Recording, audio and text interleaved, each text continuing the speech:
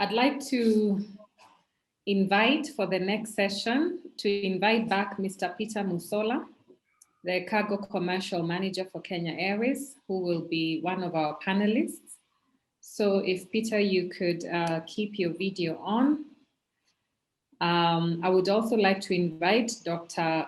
Kamamia Murichu, who is a member of PSK and who is also the chairman of Kenya Pharmaceutical Distributors Association. Dr. Kamamia, if you could put on your audio and your video. So we've heard from Peter, we know Peter, but I'd like now to ask Dr. Kamamia to introduce himself before I introduce the topic of the panel. Dr. Kamamia. Yes, good morning, Daniela, and all the members who are attending this very important session. Good morning. Hello? Yes, we can hear you loud and clear, Dr. Hello? Yes, we can hear you loud and clear. Can you hear us? Hello, can you hear me? Yes, we can. Okay, thank you very much, Daniela. My name is Dr. Kamamia Murichu. I'm a pharmacist from the University of Nairobi, and I'm the chairman of the Kenya Pharmaceutical Distributors Association. The Kenya Pharmaceutical Distributors Association is an association that is made up of wholesalers. We have several manufacturers. We have got importers of pharmaceuticals, distributors of pharmaceuticals, and we also have retailers of pharmaceuticals. We have in the whole country, we have about 200 members, though the most active of our members are the big guys. These are the importers and distributors of pharmaceuticals. And apart from doing the normal importation of pharmaceuticals, we also do what is called parallel importation of pharmaceuticals by taking advantage of Section 58(2) of the Kenya Industrial Property Act that allows sourcing of pharmaceuticals from areas whereby they are preferentially cheaper. So we are basically like a tier 2 importers, because we also get those products from other sources whereby they are cheaper. And obviously, a lot of people confuse parallel importation with importation of spurious and other things. But I want to assure you that our importation and business involves legitimate importation of genuine pharmaceutical products. Thank you very much, Daniela. Thank you, Dr. Kamamia, for that introduction to KPDA, which is Kenya Pharmaceutical Distributors Association. So I will start with you, Dr. Kamamia. Please explain to us. Let me give a reminder of our topic for today. It is maintaining product integrity in transit. And the reason we're talking about this is because we're fully aware a product can come out of the factory in excellent condition, but by the time it reaches the patient, it has changed hands so many times. In fact, supply chains in Africa tend to have multiple iterations and owners in between the process. And each iteration, each time the product changes hands, is an opportunity, unfortunately, where quality can deteriorate. And so all the actors have to be held accountable so that the patient gets a quality product at the end of the chain. And so describe to us, as an importer of medicines, and your members are importers of medicines, what risks exist during transit, be it by sea, air, road, or rail, that can cause deterioration of a product? And what measures can be put in place to mitigate these risks, Dr. Kamamia?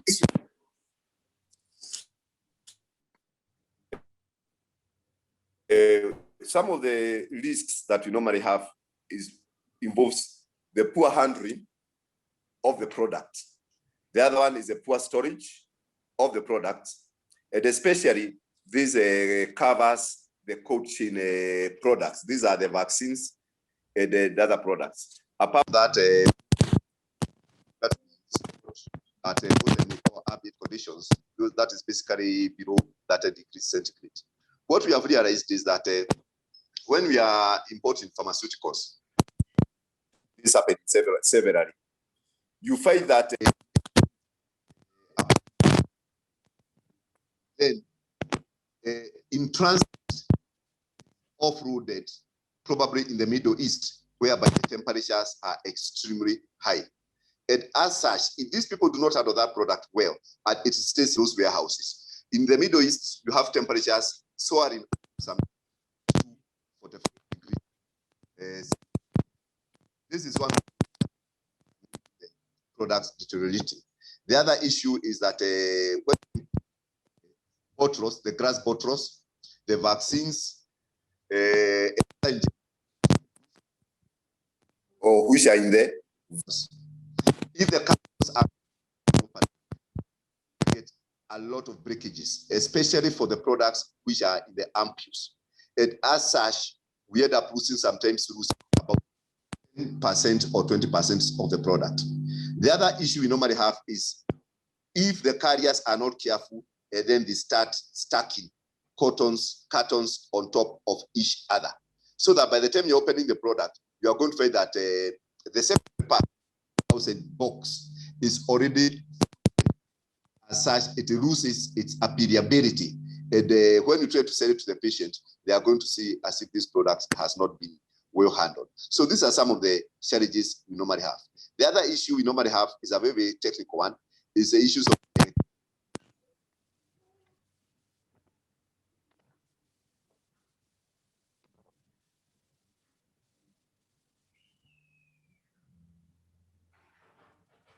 Dr. Kamamia, we can't hear you. We can't hear you. The last one we heard was damages caused by overstacking. Please repeat the point that came after that.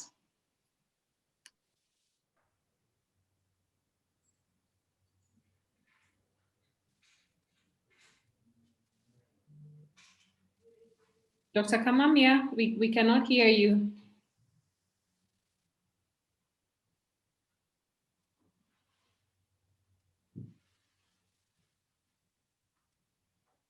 Dr. Kamamia, can you hear me?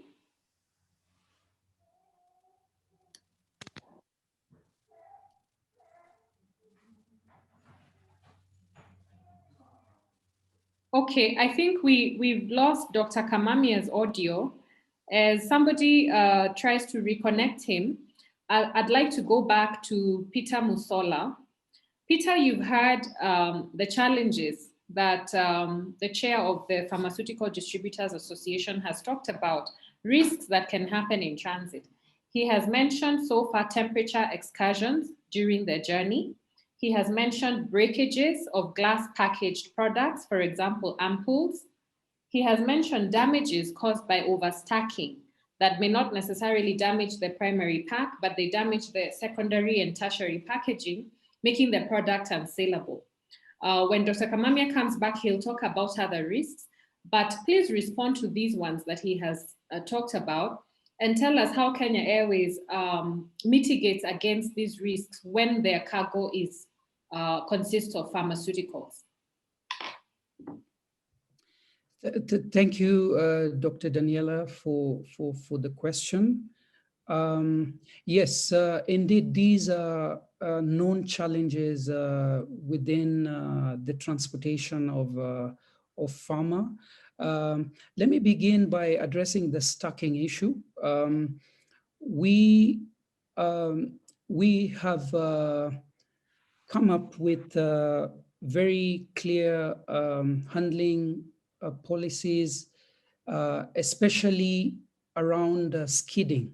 And we know that out of India, one of the challenges we saw that during monsoons, for example, heavy rain, some of these boxes end up in, dripped with water. And we have advised our handler in these origins, we normally actually strap the pallets with polythene covers during those critical seasons that are extremely damp. And you find that whenever the aircrafts do arrive, we're going into a rainy season in Kenya as well. The transfers from the aircraft to the warehouse would happen in times when there's extremely heavy rain. So within our handling equipment, we have made certain that we have polythene covers that protect the product. I know when the policy for environmental protection around polythene was implemented in Kenya, one of the things we did is that we did apply for exceptions for those necessary areas of business. But before we accept any consignment from a customer, we always ask the question, is it stackable or not? And the whole idea of staying within the handling perimeters is to make sure that the product is handled safely. I did mention also about the temperature excursions. We are doing our utmost to ensure that the flights carrying pharma are packed within the Fox bays that are next to the warehouses.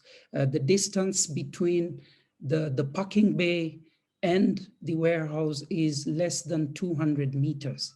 And this really supports the immediate transfer of the cargo into the warehouse to avert those excursions.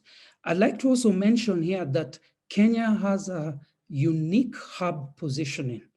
Actually, in respect to ambient pharma, you will all agree that our normal temperatures within the country rarely go beyond the 25. Of course, we have those seasons, but to the largest extent, for ambient pharma, we rarely have any incidents, but we do have a control mechanism around that. And I think I've mentioned the infrastructure that has already been set up to regulate temperature control. Thank you. Okay, thank you. Thank you for that, Peter. And we're also glad to hear that the regulator, Pharmacy and Poisons Board, is taking you through the process of checking your systems.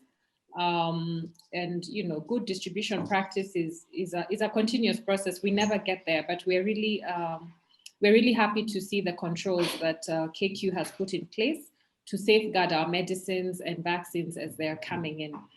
I think Dr. Kamamia is back. Hello, Daniela, you can hear me? Oh, it's so much better now, Dr. Yes. So, Dr. You had mentioned to us, you were in the middle of telling us risks that happen, that are imminent when goods are in transit. Yes. You had mentioned temperature excursions. You had mentioned breakage of glass packaged products. You had mentioned damage to the cartons due to overstacking.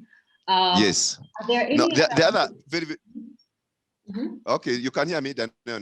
The other very big challenge we are having these days is during the verification process, because sometimes you are going to find that when the goods arrive at the port, if they arrive at JKI or elsewhere, people will insist on the verification.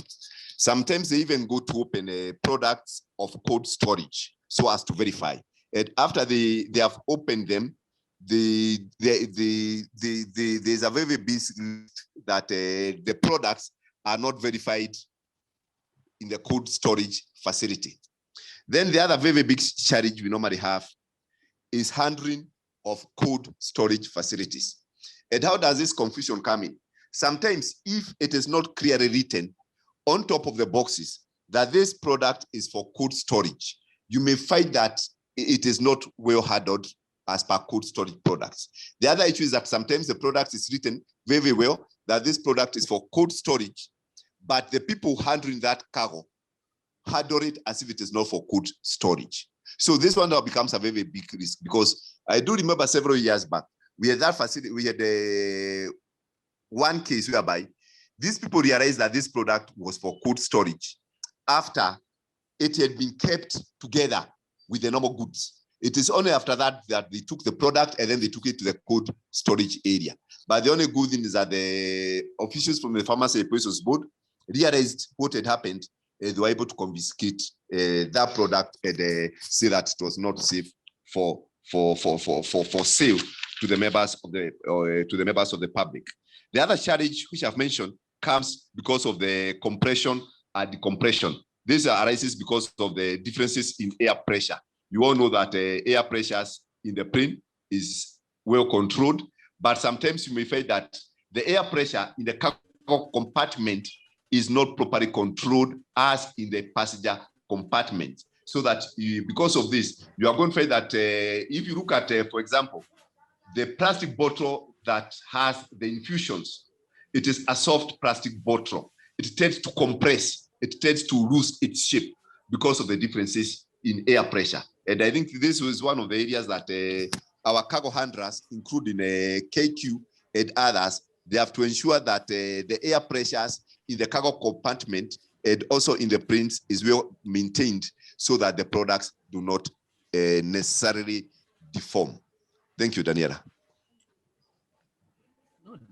Thank you, Dr. Those are very pertinent issues. If I may summarize, before Peter attempts to address these major issues, the verification process is by Pharmacy Poisons Board and other regulators at the port.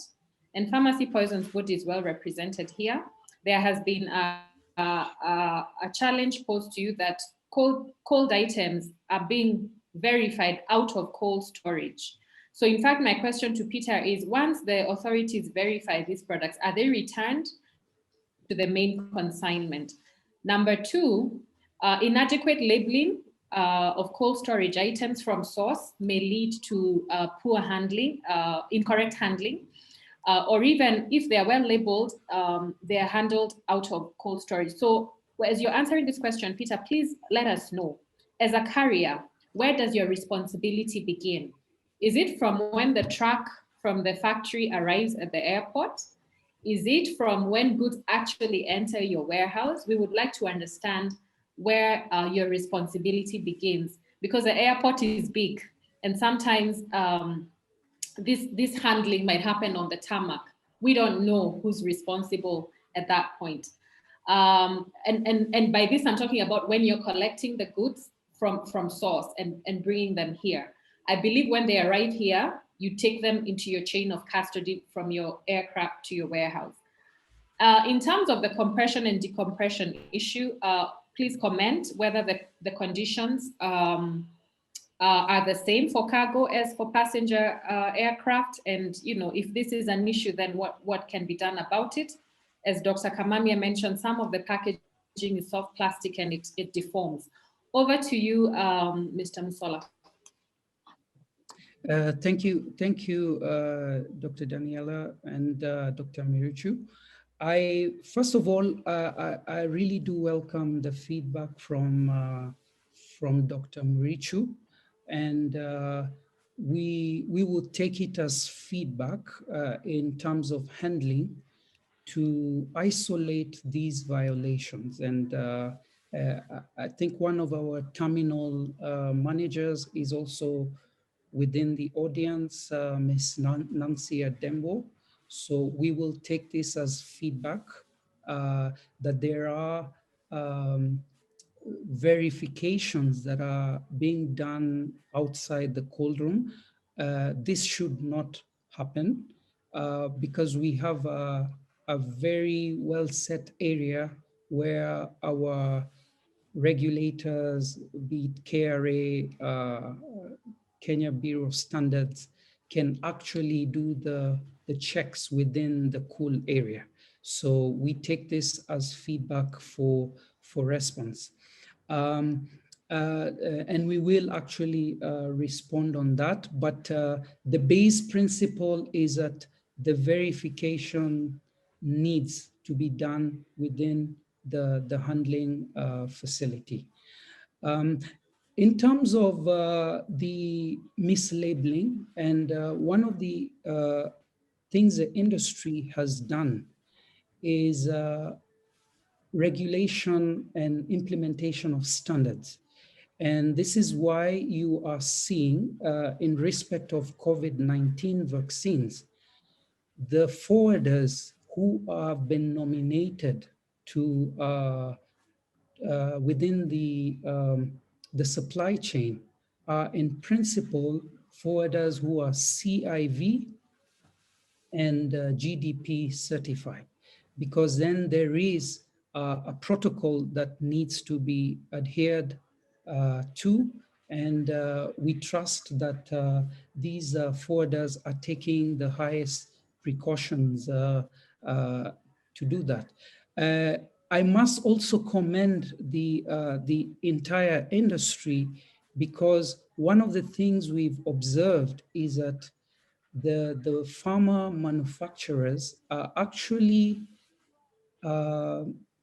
introducing data loggers within the consignments that do monitor end-to-end temperature ranges for the product, and they can be able to tell at what point the temperature violation actually or excursion happened.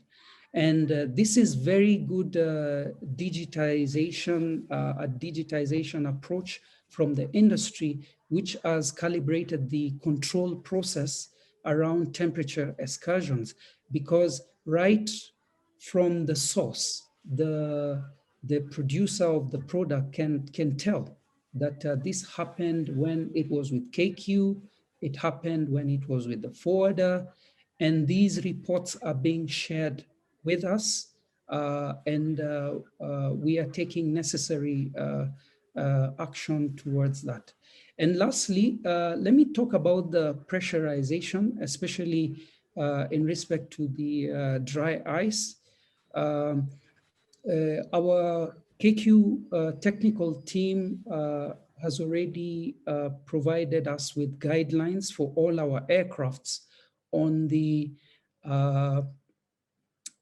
limitations of dry ice required on the various aircrafts that we operate, because these have to be observed. Otherwise, the sublimation effect of the product can lead to these pressurization incidents that are being reported. And it's a learning also for the industry. We are having routes where huge dry ice consignments, COVID vaccine consignments that require the dry ice protection are being moved, and a lot of learnings are coming through that pipeline.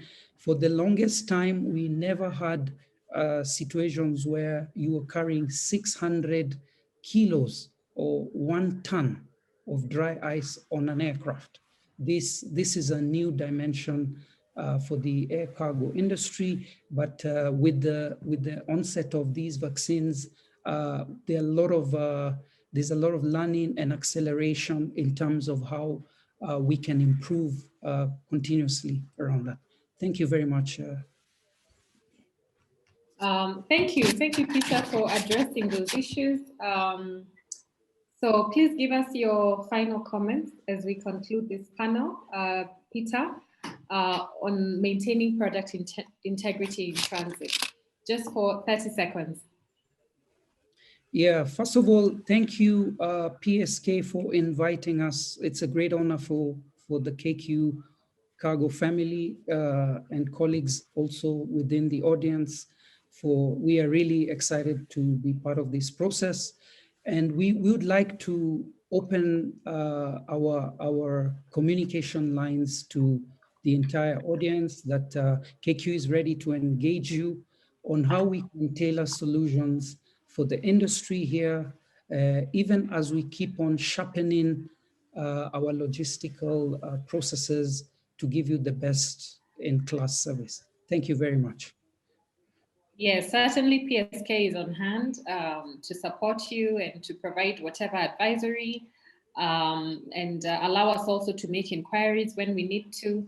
I have visited your facility and I can say it is a state-of-the-art facility. And with your 200 square meters of fridge storage, 40 square meters of freezer, 340 of ambient storage, I think there's room to really utilize your capacity, and that's a challenge to all the forwarders and importers in the room. Asante sana. I'll move over to Dr. Kamamia Murichu for your final comments. Oh, thank you very much, Daniela. At least we have noticed a lot of integrity happening, especially at the Jomo Kenyatta International Airport. Several years back, we used to have incidences of cargo theft. Today, I can tell you that this is now something of the security is well taken care of at JKIA, and we really appreciate. The other point is the cost of transport. Sometimes it becomes so high because we have noticed that since COVID came up, the cost of transport has gone up. And when you start factoring these issues of cost into the product, you are going to find that the product price to the patient will go up straightly. But what we require to do is that KQ is our homegrown product. And we require to engage more with KQ so that at least we can move most of our cargo through KQ. I know the other bigger carriers such as Ethiopia Airlines, the Turkish Airlines, Emirates, and all that. But I promise you, I'm going to engage directly with KQ so that at least we'll be able to move more of our cargo imports through KQ. We give preference to KQ more than we do to the other airlines. The other issue is that KQ, when we talk, you tell them that we have got many other sources they are not aware about. We are moving into Kenya a lot of cargo from Turkey, from Istanbul. We are moving in a lot of cargo from Bangladesh. We are moving in a lot of cargo from Britain. And we will be able to engage so that KQ can be able to give us a schedule of their freights to those countries so that at least we can be able to move most of our cargo through KQ. We need to support KQ so that it is still remains the pride of Africa. Thank you very much. Wow, well put, well put. We need to support our own pride of Africa. Participants, please continue to post your questions in Q&A. Panelists, please look out for those questions and answer them, making sure to ensure that the answers are visible to all. A big thank you to Dr. Kamamia and Peter Musola. Over to you, moderator, host of the day, Dr. Robert Miano.